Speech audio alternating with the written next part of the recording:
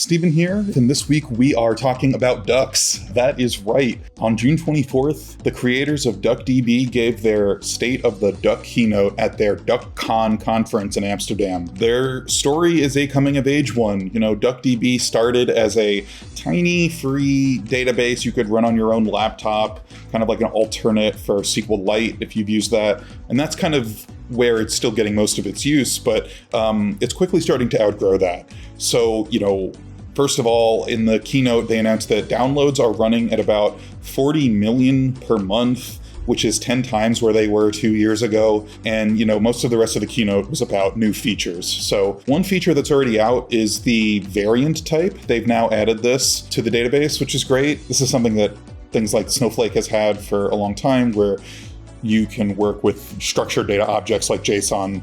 And now you can do that in DuckDB. Then, of course, there's Quack, which we've already spoken about here on the show, which is a protocol that's going to make it possible to have different DuckDB instances communicate with each other in a client-server model. So those are some features that have already sort of been teased and released out.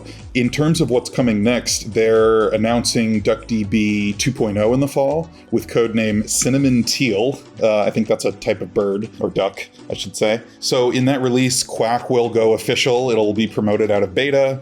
It'll have better integrations with Duck Lake as well. More info to come on that. They're also adding something on the SQL side called triggers, which will be an action that can fire automatically when you have changes to your data in DuckDB, which is not possible today. They're making changes to the query parser. They're replacing the Postgres query parser with a home-built one that they're going to create.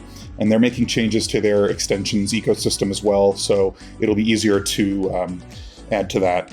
So all of this amounts to a more production-ready DuckDB product. This isn't even saying what Mother Duck will do on top of DuckDB. Remember, they're two separate entities, and they announced their own roadmaps and product features. But these announcements from DuckDB are very promising.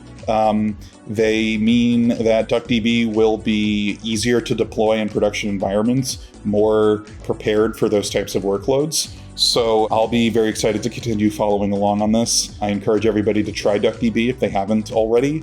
Try the 2.0 release when it comes out this fall. And if you have any questions about your data warehouse or your data infrastructure, feel free to reach out to Database Tycoon. My team and I are here to help with any problems you may have, and we scope custom projects for all of our clients. So definitely do reach out if you have any needs or questions. Thank you.